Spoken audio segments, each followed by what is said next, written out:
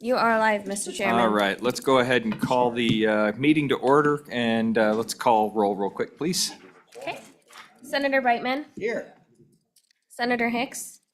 Excused. Senator McEwen. Excused. Senator Rothfuss. Here. Representative Harshman. Here. Representative Oakley. Excused.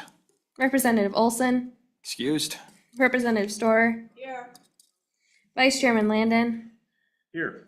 Chairman Brown. Here. You have a quorum. Barely, but we made her. So, committee, we don't have a ton of interim topics, but what I am going to do is we have two topics that the department has brought forward. So, Dell, I'm going to go ahead and bring you forward. We'll have you just go over your two topics, and then I also know that the vice chairman missed the deadline, so I'm going to allow him just barely allow him to squeeze in a topic as well. But Dell, good morning, sir. Good morning, Mr. Chairman. Great to be here. Great to see the committee. Okay, I'll just lead off on, I had two topics that I submitted, and the first one is dealing with major maintenance and perhaps looking at the model on how we fund that.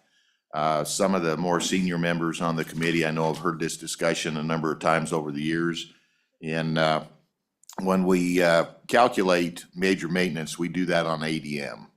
Of course, your office buildings for the state, we just look at the square footage of the building. And I understand why, through the history going back to 2000, the late 90s, why it was set up with ADM instead of paying for the square footage. And that was because there was a lot of excess square footage in buildings around the state.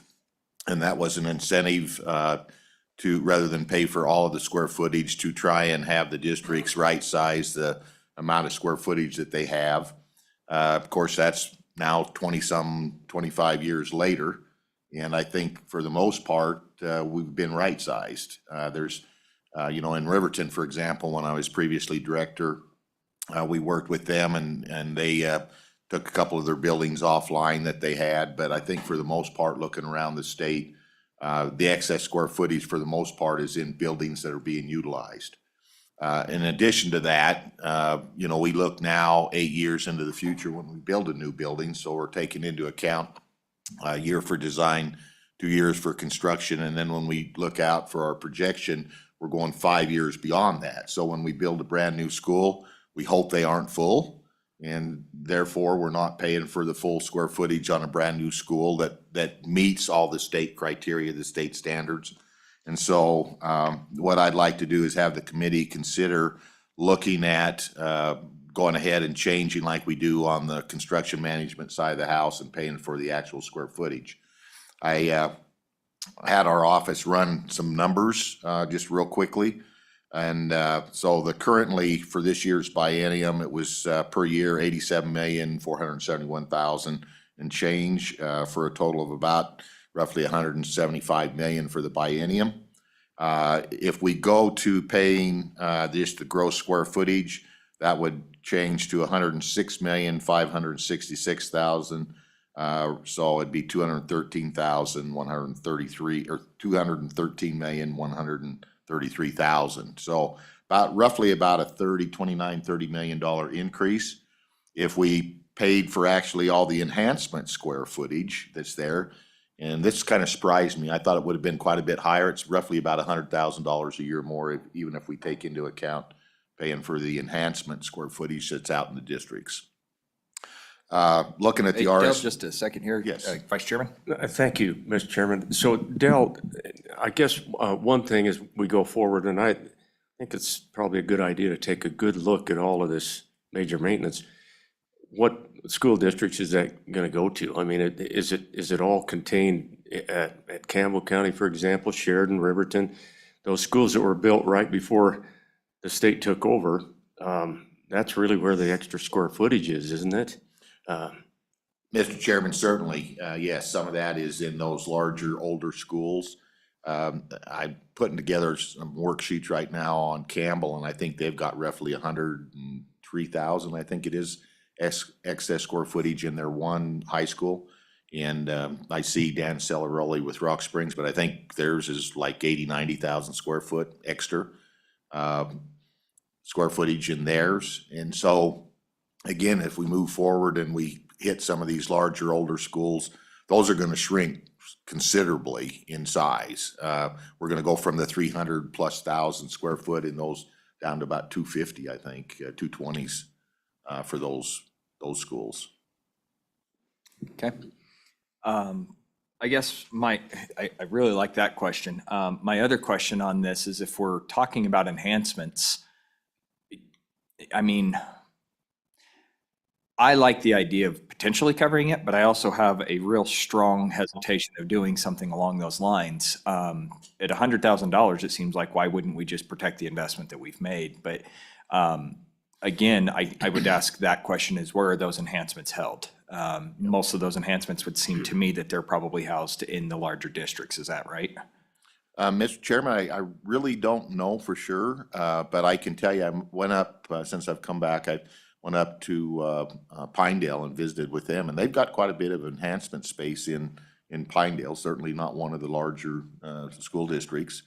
And so if you go back and you look at the statutes, the districts can use, I think it's up to 10% right now of their major maintenance for enhancements anyway.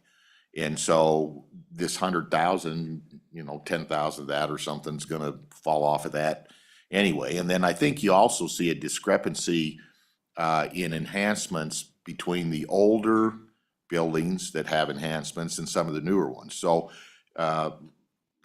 I came on just about the time we were working in Laramie and we were building the high school in Laramie. And I know the thought process on some of these newer schools under the enhancement is to have that built into their cost when they did their enhancements for the future maintenance on those enhancements. But you have some of these older schools that have some enhancements that wasn't thought of at the time.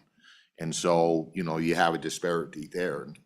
So I think that these are all good questions that I think we can explore and take a look at, come up with some harder numbers for the committee. Absolutely. Yes, Senator Office. Thank you, Mr. Chairman. So I think this is an important topic, and it was probably 6 or 7 years ago that we last took a deep dive into it. And one of the things that we looked at was what the right amount of, or what the right percentage of major maintenance was to have an optimized preservation of the investment. I think it might be good to take a look at that again and have that discussion, because part of that was also looking at not just the limitations that we do with square footage versus ADM, but recognizing parking lots and grounds and other things that aren't necessarily incorporated as well.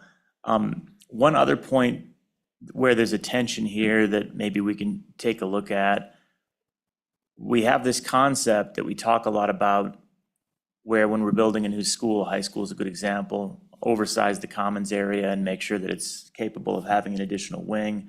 So plan for that, build for that, and that way we don't have to build a new school. We can grow by adding another pod, wing, whatever the case may be. But then we don't account for that in major maintenance. We don't allow for it. And then it usually ends up getting value engineered out of the equation. So we don't do that. We have financial disincentives towards doing that.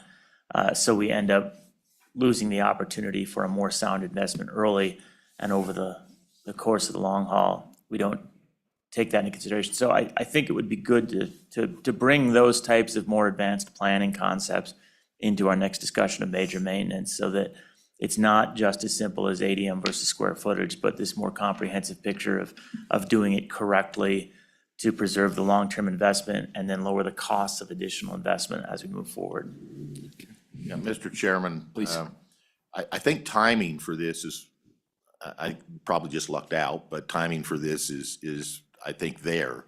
Because this year, every 4 years, the department is required to look at the adequacy standards that take into account that square footage for cafeterias, those sort of things. And guess what? This is the year that we're looking at that within the department. So I think we can certainly take a look at that. And I agree, if you look right now, when I've been up and gone back up to Jackson this year, looked at theirs, one of their complaints is the size of their cafeteria. Certainly in Rock Springs, I think they can't physically even accommodate all their students. I think they'd have to have 6 or 7 lunch periods to get them in there. And when you look at a lot of the older schools, Yes, when we go through and do our analysis today and the number of classrooms and the number of students, I think we actually increased the number of ADM that would fit in a school versus when those older schools were really originally built and the concept for them. And we've added on. There's been a number of add-ons in Rock Springs, I think 4 altogether. I know up in Gillette, they've had at least one big remodel on that one, and I think there might be a couple other smaller remodels on there. And so we don't take that into account. And we are trying to do prototype buildings anymore that we can add on to. So if you look here in Cheyenne with their new K5s, they have 2 of them and they're contemplating a 3rd one. When we're looking at those, they're building those so you can add those wings on. Do we have the cafeteria space to take care of those sort of things? So I think that would be a good idea, because that's really one of the drivers, or a portion of the drivers in some of these projects that you're seeing moving forward over last year and this year for the committee is cafeteria space, open room space, because they've increased. I know Jackson, if I recall in my conversations, was originally built for like 580 students. Well, now with where they're at like 900 and some students. Well, kitchens are so big and cafeterias are so big, and they're literally eating in the hallways in places, so. Yeah, follow up, please. And even beyond that, air handling, HVAC, some of the core components have to be thoughtfully scaled. With our new Slade, for example, they actually screwed that up. There's no way to fix it. And so we have this chronic problem in a brand new school that won't be fixed. And the solution appears to be roll in some of those portable swamp coolers that you use when it's hot, because we undersized the air handling. Those are the kinds of things that should never happen, but when you start trying to save a few bucks, you can really jack things up, and we need to be a little bit thoughtful on the front end to ensure that if we do want to scale up that school, that they don't run into that situation. Well, yeah, we'd love to put an extra wing on, but we can't cool the entire building anymore. Yep. So let's go ahead and go from there. The only thing that I'll say for staff is let's ensure we get an all-encompassing vision of what major maintenance looks like, because I also know that there is considerations on equitability issues when we start talking about this. And I just want to make sure that once we make ourselves feel better to making sure that we're treating the school districts right, that we're also not pigeonholing ourselves and putting ourselves in a situation where we just open ourselves up for continued litigation. So we'll have you guys work diligently. And yes, Matt? Yeah, Mr. Chairman, just as you think about the percentage that, or the full ADM or allowable square footage or actual square footage, the same methodology is currently used in your operations model, where you provide the lesser of the actual, or 115% of the allowable square footage under the commission's adequacy standards. So I'd be caution you on, if you're gonna make the choice in major maintenance and it's $40 million of biennium there, it's going to cost you more in the operations model too. So it's not just your major maintenance model. And as you think about these overhauling changes, you do have a scheduled recalibration in the 2025 interim. So timing wise, you might want to look towards the 27-28 biennium, not mid biennium, just as you contemplate some of these things. And I'm thinking this may not be a situation where we actually bring legislation forward, especially considering the fact that we are going to be looking at a recalibration next year. Really specifically for the committee, I think, we've got 4 members on the committee that have, 2+ years is all. I think having a really good discussion and understanding of where we're at is probably the biggest piece. So this may not be a legislative priority to get a bill out of here. We will see if the committee decides that that's the way to do it, but most definitely an educational process as we move forward. So Del, let's go ahead and let's hop over to your other topic, the school safety, please. Okay, Mr. Chairman, when I became director in 2015, at that point in time, we had done a safety and security assessment, and the FEA had done that. And so they went out and looked at all the school districts, and came with their safety experts. They actually put a book together that looked at all the various components, that dealt with safety, from door locks to fencing around the site. So they both looked internally and site-wise. There was about a $9 million funding back then, and then there was another $3 million added to it. And the districts, I think, were slow at that point in time in putting that money to work. And so I had come back to ask for some additional funding a couple of times. And again, the money wasn't being spent down, so the legislature decided, until the money's being spent, let's not add any more money to the pot. Well, fast forward again 9 years, and we're currently about have all of that spent. There's about, out of that 12.5 million or so, there's about 1.4 million that's not allocated to projects at this point in time, but our project managers have been working with the districts, and almost all of that, they're going to be moving forward here shortly. So I think we're really down into the tens of thousands, and in some cases, school districts aren't going to spend any of that money. So for example, Fremont 21 has new buildings, and so they don't need to use any of this because they incorporated safety into their new building. So they don't plan on spending some of their funds. So in addition to that, major maintenance spending, so far we've spent about 11,400,000 of the original 12.5, and again, most of that's already programmed to come back out. But we have, you're probably aware, again, one of these major maintenance topics, they can spend up to 10% of their major maintenance money for safety. So to date, on the major maintenance side, they've spent $33.9 million. So overall, we spent about 45. And so, we've had a lot of new buildings come on. We've had remodels, roughly $45 million worth of money has gone into spending on security. So I've just, I think maybe it's time to go out and maybe take another dive at the districts, see where they're at on security, because over the last 10 years, there's been changes even in technology on what they can do. And so kind of get another assessment on where we're at in our school buildings. And then at that point, when we know kind of where we're sitting, maybe take another look at funding for security, or do we continue that out of the 10% major maintenance, those sort of things. So coming back to the earlier discussion on major maintenance and taking a look at that big deep dive, when we talk about the buildings on major maintenance, we're thinking fixing the building, but we're taking out some money. There's some money that can go towards enhancements. There's money that can go towards security. So there's other things that are biting away at that infrastructure part of major maintenance also. So I think kind of tying these two together, again, do we need a special fund for security? And maybe it's for, say, addressing some of these larger projects such as vestibules on some of the buildings, and then let regular major maintenance work come out of the 10% on, or the security come out of the 10% on major maintenance. I think, again, take a holistic look at that, but I think certainly by the time we get done, we'll be 10 years out from when we did the initial assessment. Maybe go back and look at that again. So, and that would require putting a consultant on.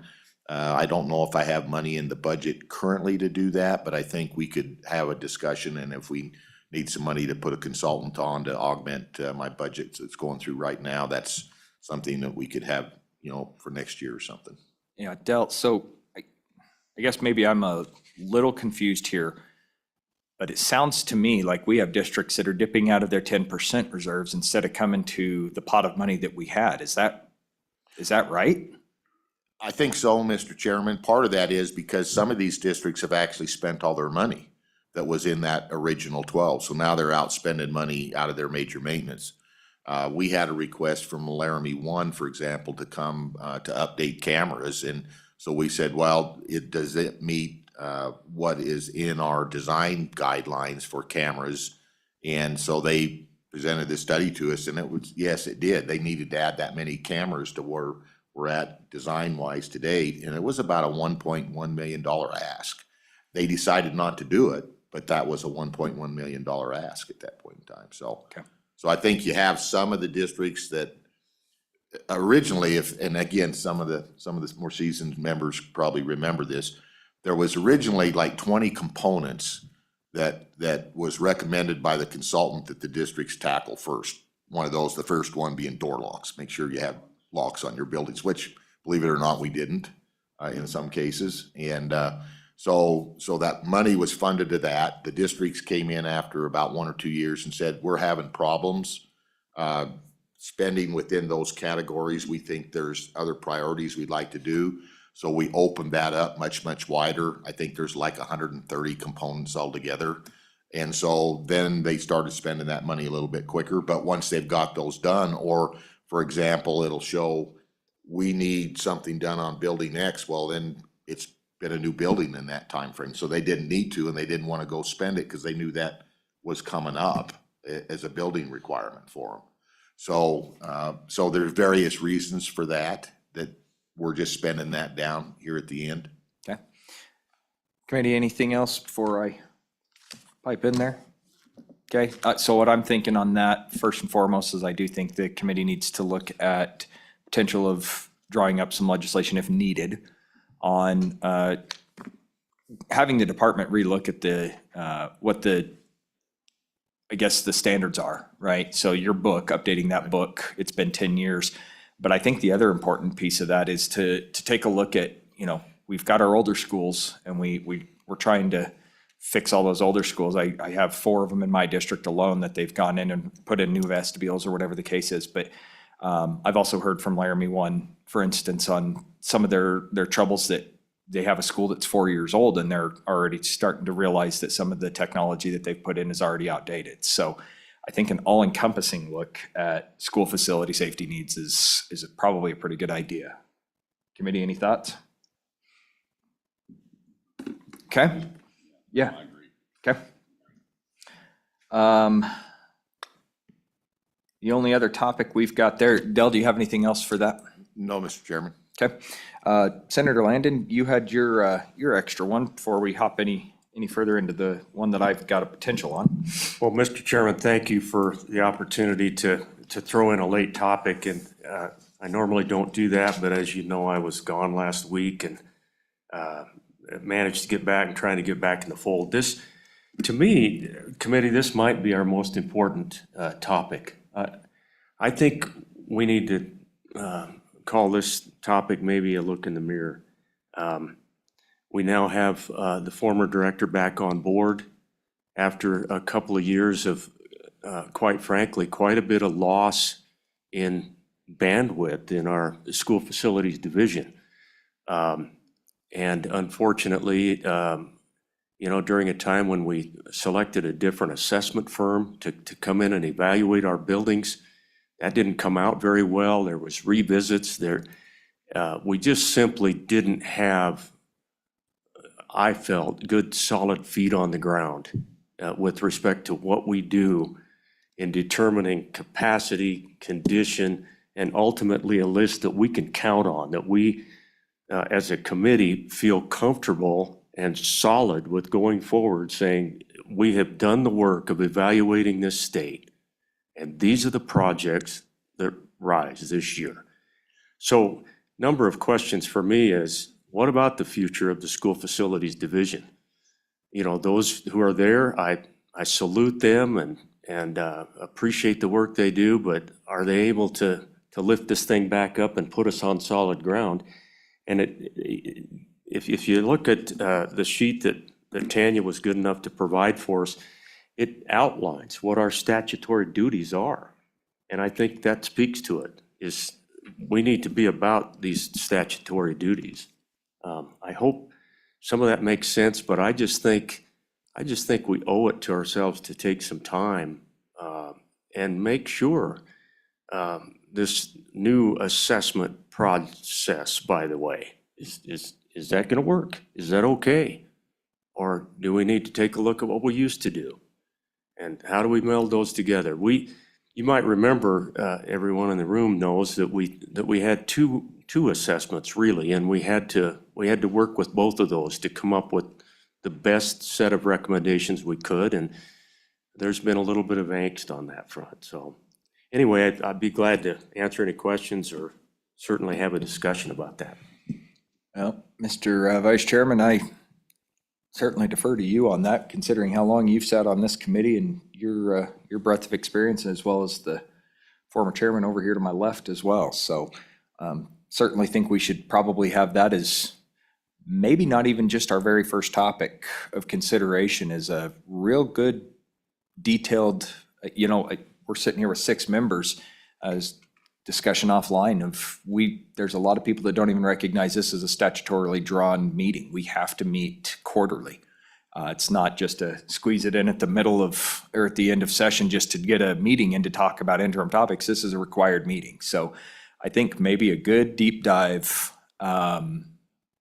maybe 2-3 hours in that first meeting to really give us an understanding of what this committee's sole responsibilities are. And, maybe at that point, the committee can take off a couple of bites of that apple and determine whether or not we need to explore those any deeper. But Well, and Mr. Chairman, well thought out. I also would look to the returning director, for guidance. Where are we with everything? And just because we did things, back in 2012, do we stay the course? Or, I just think a good, deep overall look so that we feel confident going to the Senate and the House with solid recommendations, and we're back on track with, by the way, I think we're always, my recommendation would be that we always hold aside the opportunity to have some flexibility. We have to be able to react as a legislature.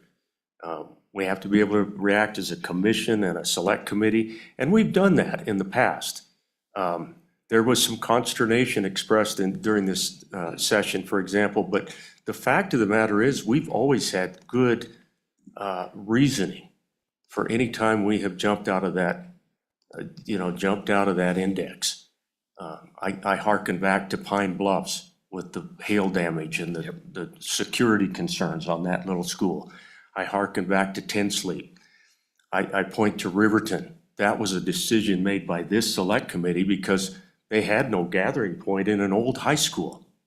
That today, we'd have never built a high school without an auditorium. So I hope that we always preserve the opportunity to take up special recommendations. But meanwhile, we have to be solid on the rest. Does that make sense, Director? Mr. Chairman, certainly does. And, I've in the past looked forward to working with the committee. You've always been a partner, quite frankly, in working through these issues, and a good sounding board to keep us moving in the right direction. Not that we've always, as a department, done the right thing or saw the big picture all the time. And this committee has certainly helped in that arena with different thoughts. Just as discussion we had on the 2 interims today was, a couple of things that I hadn't even thought about in there with, say, the auditorium size. I've thought about it in other venues, but right now thinking about it in that vein, I think that's a collaborative effort. And quite frankly, I think your LSO staff is great. They've helped an awful lot over the years, both financially and on issues, that keep us on track. And so I've always I'm a team player. I mean, that's how I operate. That's how I like to run my department. I like to have a lot of overlap. We have, we spend a lot of dollars for the state of Wyoming on the construction management and the school facility side. We only have a staff of 30 people, counting myself. And so we have to have some overlap in responsibility of duties. I made some changes when I first became director, and the state construction department was formed, where we didn't just have the CM side of the house and the SCD side of the house as our project managers and planning. We took those, and it doesn't matter if you're on the CM side, you can work over on the school side and vice versa. I think everybody's familiar with, like, Lance Johnson has done an awful lot of state work. Even though was originally a school facilities person. And the planning staff is now doing planning on the state side, just like we kind of took that same venue from what we were doing with the school districts and transferred that over to meet with the state agencies on an annual basis. The reason I came back up was to let you know about in Joint Appropriations Committee. I'm going to be there at 9 o'clock, and I've got a bill that I think will probably speak to a little bit, or not a bill. I have an interim topic that I proposed that will, I think, have some overview on what this committee does. And so what I've asked the Joint Appropriations Committee to do is allow, and it's probably going to be about a 2-year lift, I think, to get this accomplished, but to do a 20-year strategic plan on both construction for both the construction management side and the school facility side for the state of Wyoming. I want to look at how we spend the money. We're all familiar with the bus boom cycles and the sine curve up and down. And, when I first came in as director back in 2015, we had a couple of years on the school side alone at $600+ million a biennium for a couple of bienniums. And we created our own inflation. And looking back on that, we calculated we could have built 3 more elementary schools had we spaced that out over time, because we built our own inflation. We invited in a whole lot of out-of-state contractors, and I have nothing against out-of-state contractors. I've worked with them all my life when I was at DOT. But what happens when you do that bust and boom on the building side, it's a little bit different than the highway side, where you have a federal program and it's a little more streamlined. We're going from literally billions of dollars under construction. I think at the time we had about $2 billion between the CM side and the state side of construction going. And then it went down to about nothing. And so those contractors from out of state, they leave, and we because they come in, they take work from the in-state guys, and so then they lose their workers. There's no work for them. And how do they plan to build or right-size their company, hire the right people, retain their people? The quality of the workmanship goes up because you have long-term employees, which affects quality, cost, all of those sort of things for the state. So I'd like to take a look at in the next 20 years, and one of the things the Veritas study did do is give us a 20-year projection on components and working forward, where the FEA site work that we'd done, the facility condition, was a snapshot in time. So if we can do that same thing over on the state side, get that 20-year look, we can come in with a consultant and take a look at what we're predicting our funding will be. Can then the legislature create some accounts, and I know you have them on the school side already for construction, but can they create some counts so in the good years when we could afford to put $600 million out in school projects, don't put $600 million out. Maybe do a 2 or 3, I don't know what the number is, $1 million a biennium or a year for the state side and the school side. Flatten that curve out, stop inviting out-of-staters in to take a lot of the dollars out of state, allow our contractors from the consultant industry through the owners of these companies that build our schools and state buildings to the tradesmen that do that. And I'm looking at the community colleges, but this legislature does a lot of work with community colleges on the CTE program. The trades is getting to be a big issue right now. What does that look like to retain our kids here in Wyoming, to stay in Wyoming in a trades program, if we can flatten that out instead of this bust boom cycle? And I think it'll give a lot better planning for the legislature in the future on how we do these projects and what you need for a budget instead of this knee-jerk bust boom, whatever you want to call it. It goes up and down. I think if we can flatten that curve out and take a look at that. And I've had conversations with some of the members here today and others about that. And so I'm hoping that Joint Appropriations will take a look at that. And again, that I think adds into this big picture we were talking about earlier, and particularly Senator Landon, what you were discussing. Yes. Vice Chair. So, Director, thank you. Appreciate it. I think maybe for our first meeting, we would love to just learn of your observations as you come back in. Glad that we maybe are going to have I heard a rumor that we may have an opportunity to keep you around for a little while, and that's good. I think that'll be good to know of your observations at that meeting. Tell us about that school facilities division and what we can do, what the commission can do. You know, how do we shore this thing back up and tune it up? And you had me at hello on balancing out, you know, year by year what we're able to do. So I look forward to it. Thank you. Yeah, and just, Senator, we'll make it quick because he's only got about 15 minutes before he's got to be up in front of appropriations, so. Gotcha. Thank you, Mr. Chairman. You know, it's good to hear this conversation. We've had it in the past, and I think it's the appropriate approach. The one thing that maybe we can really start contemplating as a part of that, looking at a long-term strategy, is what an appropriate level of funding for all of school CapCon is in a given year when you look at it fleet-wide, all schools, all assets. If we want to maintain and then recognize a replacement rate for those assets into the future, what is the cost of that program? And then what does that look like per year, recognizing we'll have inflation adjustments associated with it, so it becomes more consistent with our funding model for operations, as opposed to what you pointed out, which is, you know, we come in and we appropriate on a project basis, and that leads to potential conflict, when the reality is we should be appropriating on a full system basis, and it should be $240 million a year, $280 million a year, whatever that number is, all in, including major maintenance component. And then you prioritize where those resources go based on need. Do you think that the software that we have now helps to realize that model that we've been talking about? Mr. Chairman, I do. I've been, probably most or all of you are familiar with JJ, our computer person, and I mean, we've got a gem in the state of Wyoming there. The companies all around the United States have tried many times to hire him away. And so we're very lucky. He's really good at what he does.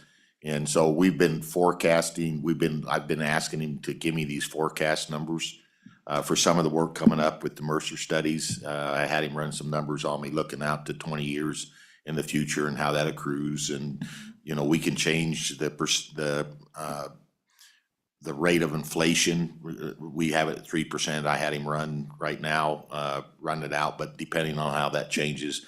So I think we can do that. And one of the things that in my discussion with Joint Appropriations Committee, I want to take a look at routine maintenance, major maintenance, and then capital construction funding, all of those. So the big picture of where that's at. I can tell you from looking at budgets on the state side, there's many of the agencies don't come even anywhere close on their routine maintenance. And I think we all realize that if we're not doing proper routine maintenance, it leads to more expensive major maintenance, which leads to more capital construction, depending on how you're funding that. So again, I think this strategic plan, we need to look at all that. I'm sure it can be done. When I retired, I went to work for a couple of consultants, and one of those, I was actually involved in looking at strategic 20-year plans for the Minnesota DOT, and they'd also done work for the state of Minnesota, and then the Virginia DOT, the Oregon DOT, and currently they're doing that for the Wyoming DOT, looking at a strategic plan. So in talking with the president of the company, FEA, that I was working for at the time, I asked him about this for the state. Can we do similar thing for the state? And it is a little different because you have this school component with 48 districts, and then you have the state component, rather than it being kind of an all one owner situation. But certainly when you look at the number of buildings, some of the DOTs that we were doing that for have more buildings than the state and the school districts have combined already. So building wise, I think it's scalable to do that. I think it's just, and again, I think this will be through discussions with Joint Appropriations Committee and perhaps you all also, when we're trying to move this thing forward, is what do we want for scalability? What do you see as policymakers on dollars into these different programs? What's that all tie together? But I think that's going to be a front end load question And then we got to go through and do the strategic planning part of it, and then come back with what that looks like. Is the numbers or the direction we're headed right, or do we need corrections in there? But again, those plans that were put together for those DOTs, they're scalable, and then they're also, you can tweak them as you go. Do I have any thoughts that, surety that we're gonna keep a flat line? No, we're just gonna do less on the sine curve, because we may have some big projects come up. If we gotta do the Wyoming State Penitentiary someday, that's a big lift. If we had another capital remodel, it's a big lift. But I think what it does, if we have those different silos of funding for that on the state side, school side, when that happens, instead of having to come up with 300 million for a new, state penitentiary, you have some money in there already. Maybe the ask is only 80 million besides what we already had programmed going out in those buildings. So again, if we can look at those life cycles of those buildings, I think that's going to make a big difference. Okay. Yes, Representative Harshman? Just two quick things, Director. I know you gotta go. I just, about our most recent index, before you come back, and now you're living with that. But are we gonna limp along with that? Or are we gonna make that work? Is it gonna work? Or do we gotta go back out? And maybe you've had these conversations with the chairman, but.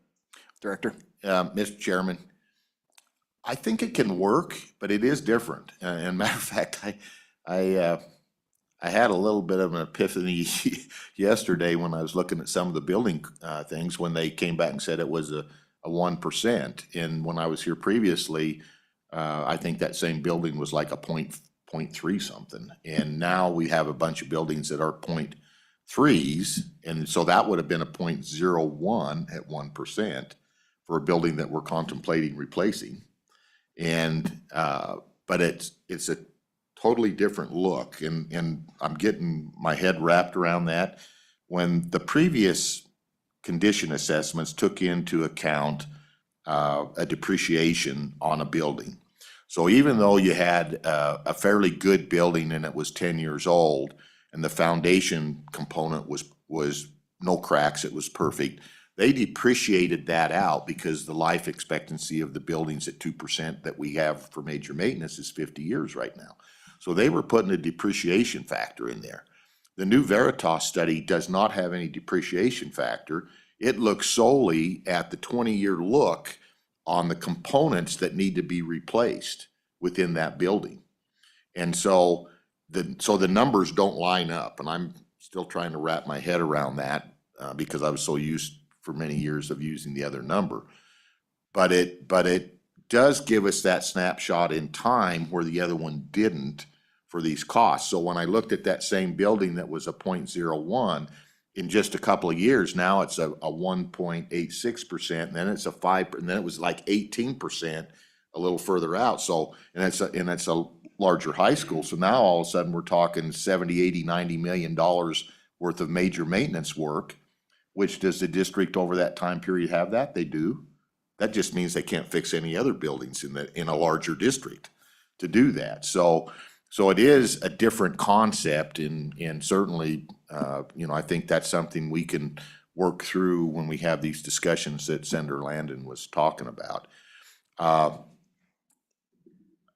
Rock Springs, and again, Dan Celeroli's here, their facility manager, they took a look at the Veritas study, and then they had questions about it for their high school. So they actually hired FEA, and they came out, and actually when the review was done like to like, and the numbers came out, they were relatively the same. Part of the difference that you're seeing in the old versus new is the FEA also only looked at the buildings. The Veritas looked at the whole site, everything that's within that. So they looked at fences, tracks, football fields, whatever was encompassing that whole building site, which was not done before. And so there is a difference in the number. And I was talking with some district folks here just a couple of days ago, and they were asking me this very same question you are. And so what does that look like? Well, when we get back to the major maintenance, in the previous 2018 report, where we really looked at what major maintenance should be funded at and where we're at in that, what we found was about 20% of the major maintenance was being spent outside of the building. So it was being spent on the site. And actually, in the proposal for the 2.5, 2.56, I think you're familiar with, for the ultimate, where the curve kind of broke over on the age of buildings and things, the proposal was 2.25% should go to the building and 0.25% should go to the grounds outside for that 2.5. So right now, what we're under this 2%, we're probably only spending 1.6% on the building, and then again, that 0.4% is being spent out on the site. So that's a difference in that, because if you have a good football field or track or whatever, you got a good score, and that was never in there before. So you can't really, so that changed some of this where buildings set, and I think that's probably a discussion. Should a site drive a new building?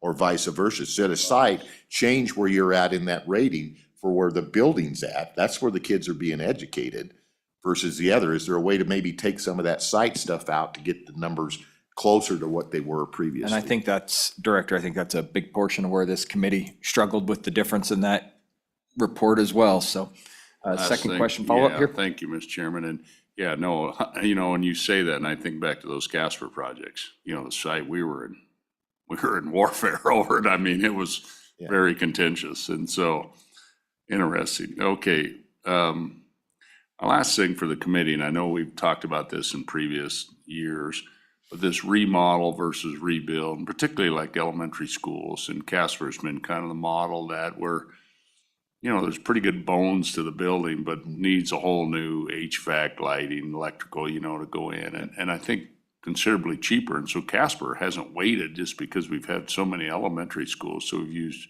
rec mill money and everything else to try to scrape together to do some of these. And I know you toured those projects in Casper, but is there any thought with the committee or your thoughts, where we could kind of make that part of our operations, where we look at this and we could, maybe there's a quicker way to get something done at less cost for these districts, instead of waiting for this full replacement piece.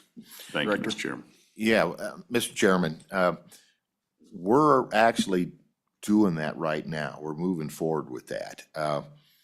We've got 23 Mercers underway right now. 7 of those are in Laramie 1, and so we're doing a whole district-wide Mercer study on that. But they have a number of condition buildings in there. I'm just going to say right now, when you look at Jessup over on the west side of town, older building, constrained site. I think it was over, what drove that is under the change in where those buildings land, which needed to happen now with the change in the number system. It's a 0.3, threw that in on condition to be looked at. So what we're telling our consultants that are going out and doing those Mercer reviews is there's items in that building, components that are driving that 0.3 score, 0.3 or greater score for consideration. We're telling them just don't look at just those items. Take again that Veritas study and that you look out the 20 years and what's coming up in 2 years or 5 years or whatever, and look at those costs. Does it make sense to address that whole thing rather than come back and say, use your major maintenance or use major maintenance and we'll do a component project? Maybe it's more of a remodel, exactly what you're talking about. Maybe it's more of a remodel if we take this other snapshot in time out into the future. My only concern on that is that you're gonna see higher probably funding requests as these move forward, because there's a lot of those. And so right now, we've got these 23 buildings, and then we have 3 buildings, Jackson, Rock Springs, and Campbell, that are under the 3-8 that we're looking at. So we'd have Mercers for those. We'd have 23 and 3, 26 Mercers going. But that's for last year. So every year now, under the Veritas, we can look ahead. So we're gonna, here in the next couple weeks when we get some breathing room, because legislature's done and we got our first commission meeting and stuff coming up the end of this month. We're gonna go back out and look at that report again and see if now, do we have any more that come on based on a 0.3 score or higher? And any more capacity projects. So we may have some more moving forward, even beyond these ones we're just starting right now with the consultants. And again, I think that comes back to this broader reset question that was asked by Senator Landon earlier, that, you know, we can sit down and certainly show you kind of where this is headed in the long term. And if we think, you know, there needs to be a course correction or something, we can certainly do that. Thank you, Director. Committee, we're running short on time with the Director, so Director, appreciate your time this morning, sitting up in front of us as much as you have. Any final questions for the Director? Okay, we'll let you go get, Thank you very much. go flipped over and get the grill burns on the other side, so. Thank you, Bill. We're gonna go ahead and open this up for public comment. Any public comment, please, come on up.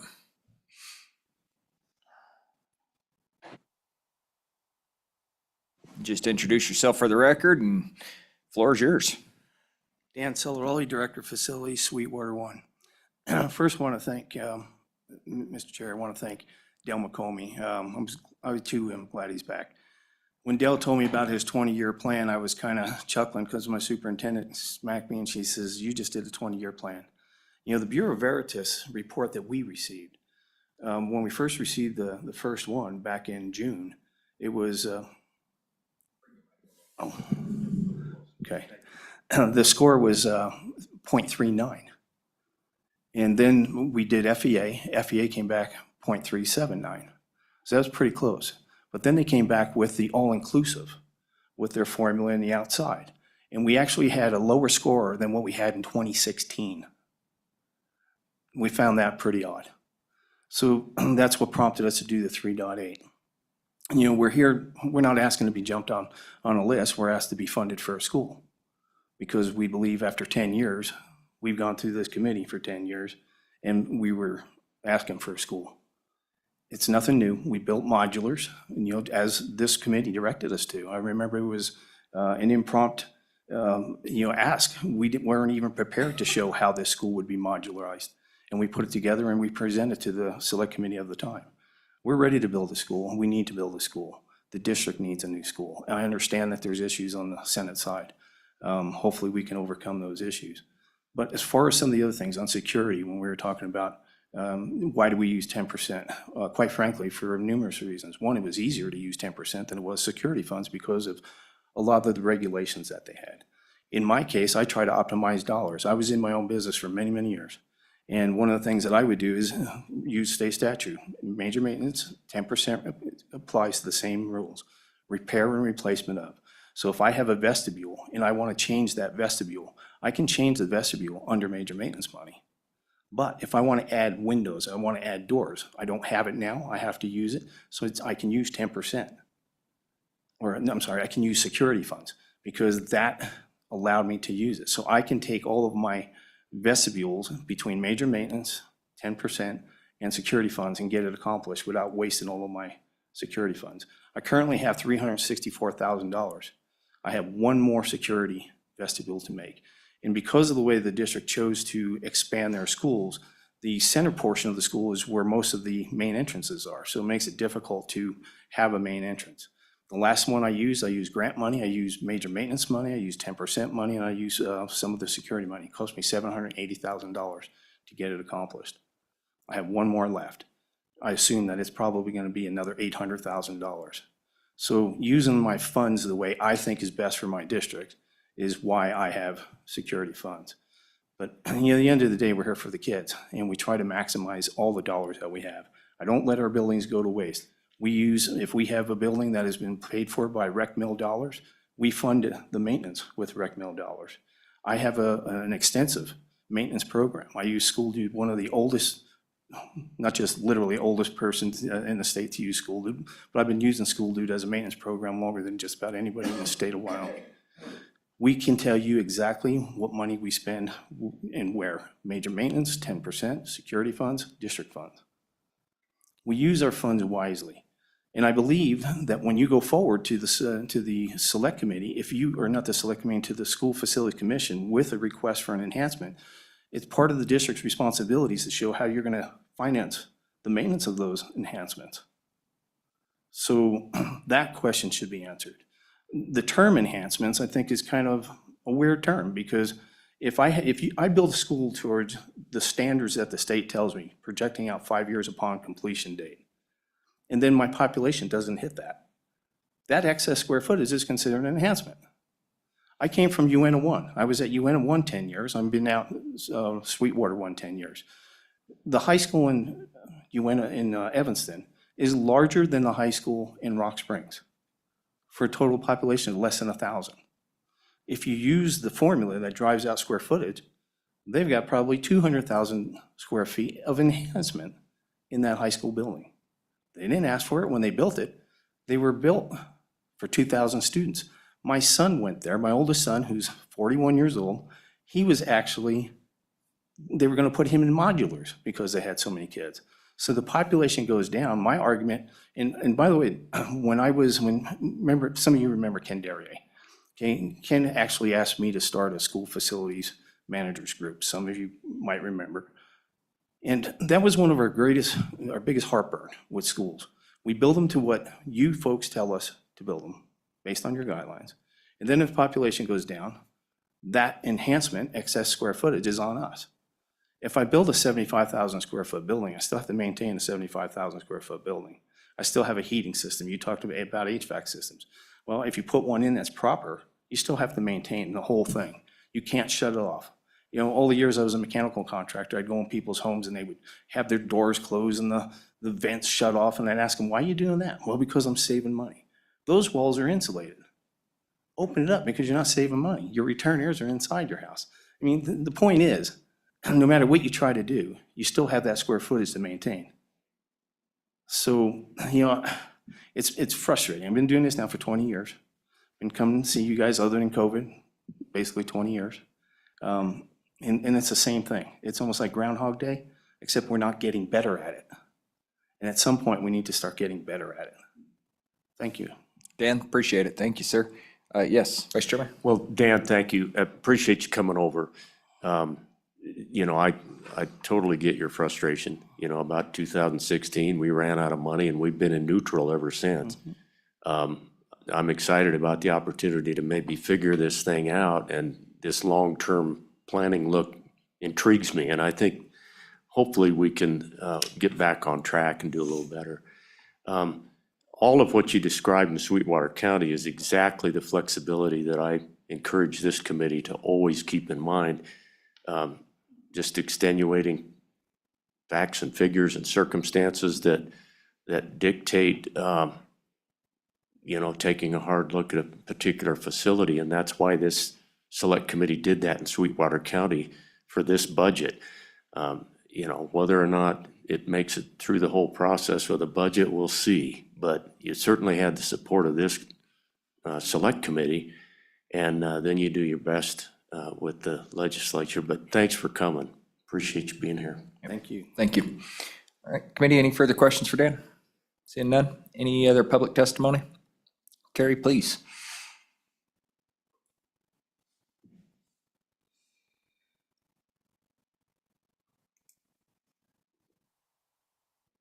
Good morning, Mr. Chairman, members of the committee. Carrie Klein with the Wyoming Public Charter School Association. And I just wanted to take this opportunity, you know, as we worked over the interim on the facility leasing bill, I naively dove into learning all about facilities and realized it's a lot more complex than many realize. Really appreciative of Director McComey and the time that he took and met with us to really help us try to understand the facility statutes and how charters fit into those.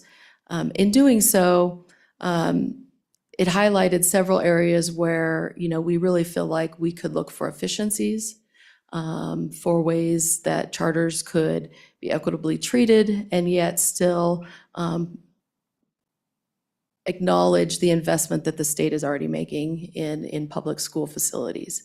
Part of the conversation as we ended up the interim and headed into the session was a look at this, the statutes specifically around charter schools and facilities, and how we could look for ways to improve or economize, because, the broad question is, how much are these schools costing the state? And we can all acknowledge that facilities is a big piece of that, right? Like, so that is part of the cost. So we did not submit an interim request, but just wanted to put out there, if that's something that you have the appetite to work on, we're here and ready to work on that.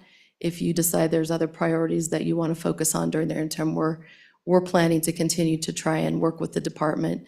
Director McComey's been willing, work with districts and try and figure out a way forward to see if there are better ways to do this. Okay, committee, any questions? I think that's definitely a topic that we're all, I would say, anxious about. But I will say, based off of this morning, and again, just recognizing the committee makeup, I think we're gonna have our hands full with the 24 hours that we have available to meet. So we'll ask you to just keep us abreast if anything changes and we do need to bring anything up. To Senator Landon's point, we need to be nimble. And if something does come up and we need to address it, please let us know. Okay. Sounds Thank good. you. Thank you. Any further public testimony? Seeing none. Okay, committee, any further discussion, comments? Representative Storr. Thank you, Mr. Chairman. I really appreciate this discussion this morning. As a freshman member of this committee, it seems like we came into this committee at a particularly difficult time, perhaps with a lot of things changing in the process of how we figure out how to prioritize school facility work. I have to say that this is still a really complex process that we have, and getting our arms wrapped around it is really difficult. I appreciate the idea that thinking about long-term planning and as well as kind of Senator Landon's ideas about stepping back and reviewing the process we're using seems really necessary. I feel like there's a real need for legislator education on this subject matter that could be really helpful both for members of the committee as well as the rest of the body. I received no primer at all on how we do school facilities. I just walked into a committee and have been trying to understand it for the last 8 months.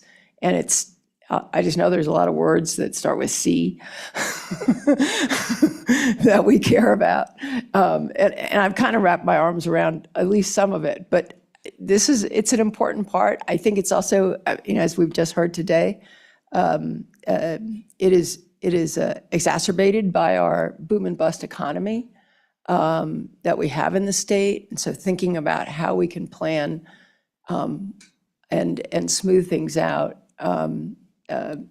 it turns out that maybe having a more stable economy would also help us figure out how to build schools better and meet our needs. So just a few observations. So I really appreciate the thoughts that came from all of you on how we do this better. Thanks. Appreciate that. Thank you, Representative Storr. Any further discussion on the dais? Okay, so I think kind of wrap it back up here. If I can have staff just throw together a quick email, send it out to the committee. It sounds to me like we've got 3 main priorities. I'm not going to bring forward, ladies and gentlemen, I'm not going to bring forward. It was a topic that bubbled up quickly, fizzled out quickly. The public use of school facilities. I think that's after hearing many pieces of the discussion in committee, it seems like that's a pretty localized issue. It doesn't seem like it's something, doesn't seem like it's a very large issue across the state. So I don't think it's something this committee needs to focus on. Certainly think we have plenty more things to focus on. So I'd say number 1 is, with the committee's approval, is an educational primer. Going back to Senator Landon's topic, statutory updates, statutory guidelines, what is this committee's expected outcomes? How does that process work? Maybe a 2-hour in-depth overview on our first meeting to really give us a good deep dive in.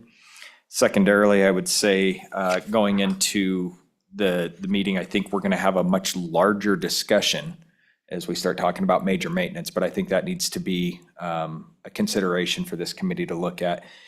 If nothing else, again, educational, but secondarily, I think potential of what that's going to do as we move into a recalibration effort. So just so everybody's aware, 2024 will end up putting out the RFP. 2025 will actually have the recalibration effort. Am I right on that, Steph? You are, Mr. Chairman. As I stated yesterday, there is money in the budget bill for the recalibration. We did present to Management Council on that issue, and that was their preferred course of action, is we'll release an RFP this interim, and then the composition of any select committee through legislation would be brought in the 2025 session. So we've got plenty of moving parts all at one piece, and I don't disagree with Representative Storer. You know, just as a reminder, very few people walk into this committee with a good primer. So we have the learning curve is about a 90-degree wall. So yes, Matt. Mr. Chairman, just to kind of, on the funding of the recalibration, there's kind of a two-part piece of that. We have carryover funding that's in the feed bill to carry over. That's unspent funds. Sorry, Tanya. And then we have an additional $500,000 that was appropriated. So there's kind of a bifurcated appropriation process. It's your current balance that you have plus the 500,000. So that 500,000 won't be enough for a recalibration. Right. That's a 2005 number that hasn't been inflated. Okay. So you'll need to utilize your carryover funds to fully fund that. And any other, consulting work, if you wanted to hire school facilities consultants to advise this committee, rather than if, Dell indicated he didn't have potential funds to contract on a safety and security study. If that's a charge that the legislature was to oversee and undertake, you have potential consulting funding in your LSO budget or your legislative budget that could potentially be tapped into. But, Okay. Thank you, Matt. Appreciate that. And then I think that's a perfect segue. I think number 3 is a good look after 10 years of not really having a deep dive or an understanding of what our school safety and security needs are. We've had, in my 8 years, at least a half a dozen bills that have attempted to look at it, but I don't know that many of those have been successful through the process. Maybe 1 or 2 with a pocket of money attached to them, but no real update as to what that looks like. So I think that probably be priority number 3 to have the committee take a good hard look at. Anything I'm missing, committee? Mr. Chairman, just on the history and Representative Storer's question, on kind of the education piece, as we start thinking about this from a staff perspective and trying to give you useful information, how far do you want to go back? I mean, do you want to go back to look at how many bonds and what those look like when school districts were responsible for building? We have that data on how much the bond levies were and by county, by school district, and we can present that information.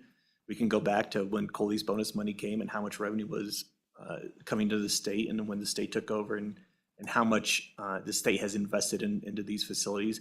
We're just kind of looking for some direction on, what you as a committee feel is useful. How far back do you want to go? And, the Supreme Court knocked down the equalization scheme that the legislature put in for a few years. And so we're just trying to look for maybe some direction from the committee. We don't have to have an answer today, but as you start thinking about this over the next couple of weeks, feel free to reach out to us or the chairman, and they can direct that work. So. Yeah.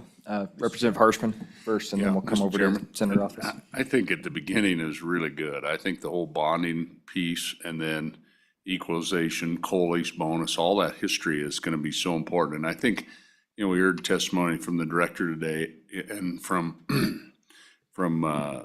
Mr. It's Dan. I don't want to mispronounce your last name. But like Evanston High School, I mean, that's a different era. That's a bonding era, and particularly a mineral-rich county at that time.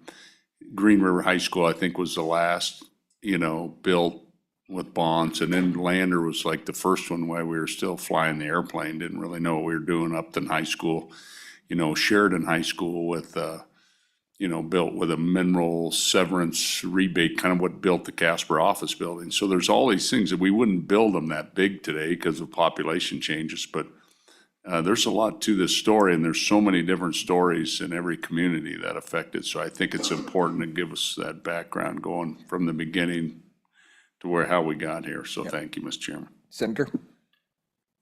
Thanks, Mr. Chairman. I was just going to suggest that one thing that would be handy would be 5 to 8 previous memos, not even a new memo, just some of the all-stars over the years. I can think of some of those that have been done for this committee, and just having those released and then talking through them would be very good, even though they wouldn't be up to date. The history that Representative Harshman was talking about COLI's bonus expenditures for schools and how those dropped off. I mean, I remember that memo. I don't remember how many years ago it was, but I can picture it. And there are a number of other ones that are kind of along those lines, which I think paint the picture that we're talking about that have already been done. And circulating those, honestly, every committee should probably have that, right? What are the top 10 key works of the past decade that would allow someone to hit the ground running? I know this committee has put some of those together. Major maintenance, the major maintenance report I referenced earlier, for example, whenever that took place,